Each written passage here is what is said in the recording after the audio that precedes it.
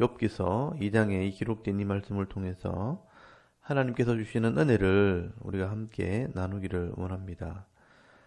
이 욥기서 2장에는 이 욥이 두 번째 사탄에게 시험을 당하는 내용이 기록이 되어 있습니다. 하나님께서는 이 욥의 믿음이 얼마나 대단한지를 증명해 보이시기를 원하셨고요. 또 사탄은 욥의 믿음이 세상적인 믿음이고 또 소유에서 온 믿음이라고 정죄를 하게 됩니다. 그래서 우리 어제 욥기서 1장에서 하나님께서 허용하시는 한도 안에서 사탄은 이 욥의 모든 소유물들을 잃어버리게 만들었습니다. 그런데도 욥은 이 자신의 믿음이 눈에 보이는 소유물에 있지 않다는 것을 보여주게 됐죠. 그래서 내가 알몸으로 왔고 알몸으로 돌아가게 될 것이고 주신 분도 여호와시요 거두시는 분도 여호와시라 하는 신앙 고백을 하게 되는 겁니다. 그래서 오늘 이 욥기서 2장에는 하나님께서 사탄에게 은근히 또 이 욥의 믿음을 자랑하게 됩니다. 욥기서 2장 3절에 보면 여기저기 돌아다니면서 욥을 시험했던 사탄이 하나님 앞에 왔을 때 하나님께서 또 욥의 믿음을 이렇게 자랑하게 됩니다. 여러분 3절을 보시면 여호와께서 사탄에게 이르시되 네가 내 종 욥을 주의하여 보았느냐 그와 같이 온전하고 정직하여 하나님을 경외하며 악에서 떠난 자가 세상에 없느니라. 네가 나를 충동하여 까닭없이 그를 치게 하여서도 그가 여전히 자기의 온전함을 굳게 지켜느니라. 이렇게 말씀을 합니다. 욥의 믿음은 이 물질에서 온 믿음이 아니고요. 또 환경에서 온 믿음도 아닙니다. 생명의 근원 되시는 하나님을 믿는 그런 진짜 믿음이었다는 겁니다. 그런데 사탄은요, 그것을 인정하지 않습니다. 여러분 요한계시록에 보면 이 사탄은 마귀라고도 한다고 되어 있습니다. 사탄이란 말은 대적자란 말이고요. 마귀라는 말은 참소하는 자라는 뜻입니다. 그러므로 하나님을 대적하거나 자꾸 잘못된 것을 참소하는 것은 이 사탄의 속성이고요. 사탄의 본질이라는 것을 우리가 알아야 됩니다. 그래서 사탄은요, 욥의 믿음을 세속적인 믿음이라고 또 정죄를 하게 됩니다. 여러분 4절을 보시면 사탄이 여호와께 대답하여 이르되 가죽으로 가죽을 바꾸니 사람이 그의 모든 소유물로 자기의 생명을 바꾸올지라 이렇게 말을 합니다. 여기 가죽으로 가죽으로 바꾼다는 것은 하나의 속담입니다. 내 어떤 귀한 것을 지키기 위해서 가치 있는 것도 이렇게 바꿀 수 있다, 버릴 수 있다라는 것입니다. 그래서 욥이 자기의 이 가죽, 자기 몸을 지키기 위해서 소유물과 이걸 바꿨다는 거예요. 그래서 하나님이 이 욥의 가죽, 이 몸을 한번 쳐보라는 거예요. 이 건강을 치면 당장 하나님을 욕할 겁니다. 그렇게 대적을 하는 겁니다. 그래서 여러분 5절에 보시면 이제 주의 손을 펴서 그의 뼈와 살을 찢어서 그래 하시면 틀림없이 주를 향하여 욕하지 않겠나이까 라고 하면서 또 하나님을 대적하고 하나님께 도전을 합니다. 그때 하나님께서 이 욥의 믿음을 드러내시기 위해서 한 번 더 허락을 하시죠. 여러분 6절에 보시면 여호와께서 사탄에게 이르시되 내가 그를 네 손에 맡기노라. 다만 그의 생명은 해하지 말지니라. 이렇게 말씀을 합니다. 이렇게 하나님께서 이 욥의 몸의 건강을 사탄에게 맡기시되 하나님께서 주시는 생명을 손대지 못하게 하십니다. 그때부터 욥은 또 이유 없이 질병으로 고통을 당하기 시작하는 겁니다. 여러분 7절에 보시면요.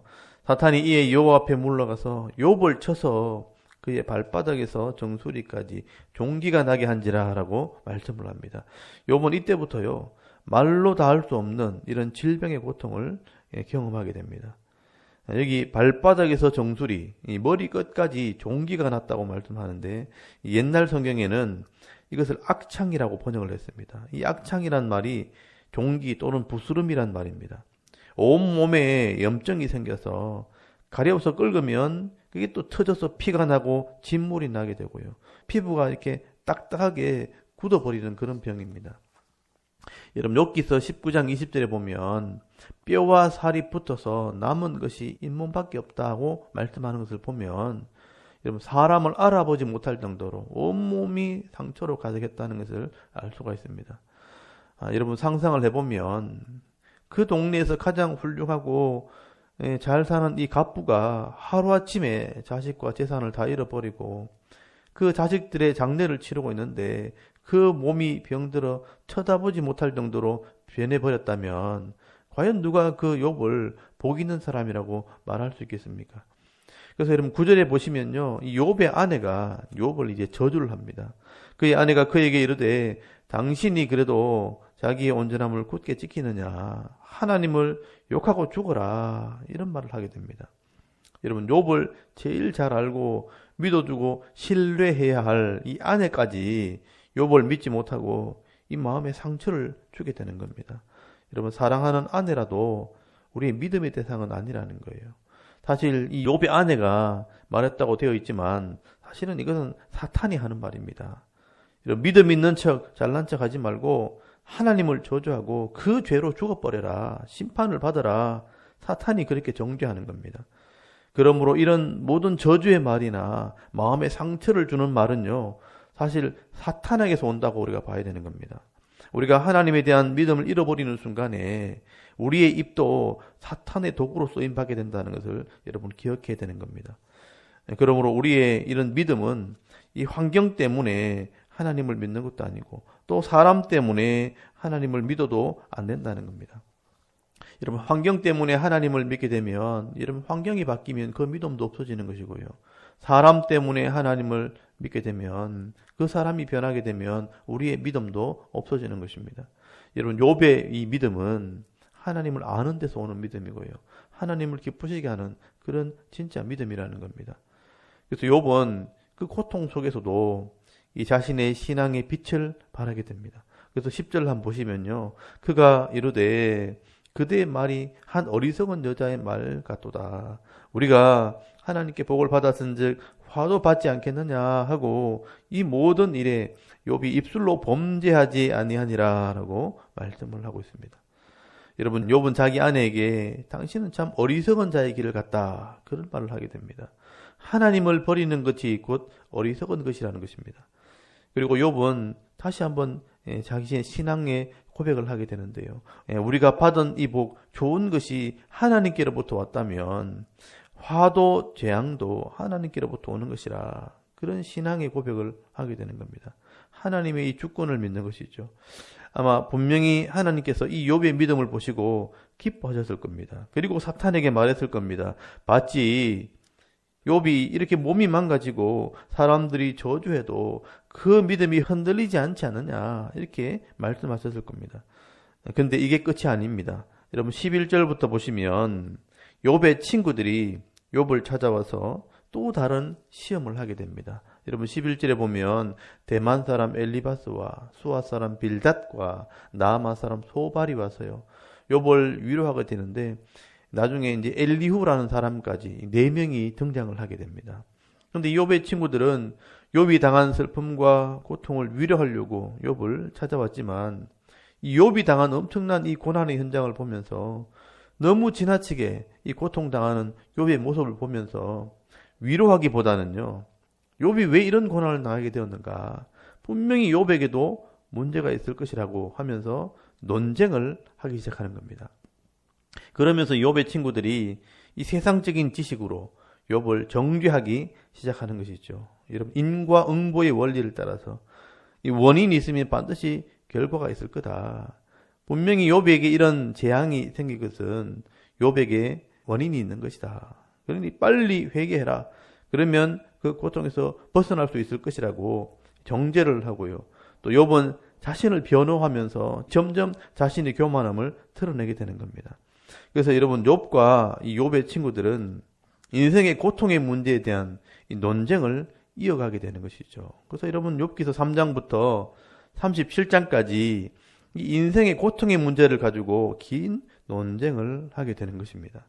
어떻게 보면 이것이 인생의 끊임없는 질문이라고 볼 수 있습니다.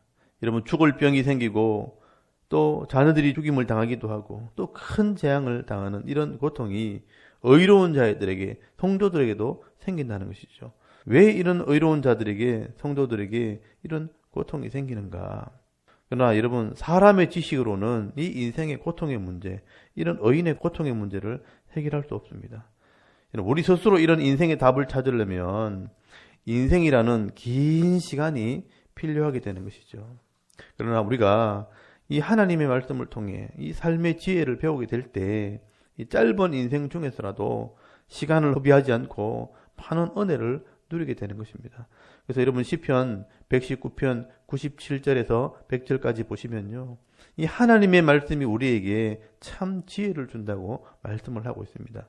우리 한번 말씀을 한번 찾아볼까요? 시편 119편 97절을 한번 찾아보시기 바랍니다. 시편 119편 97절에서 100절까지 말씀을 우리 한번 읽도록 하겠습니다.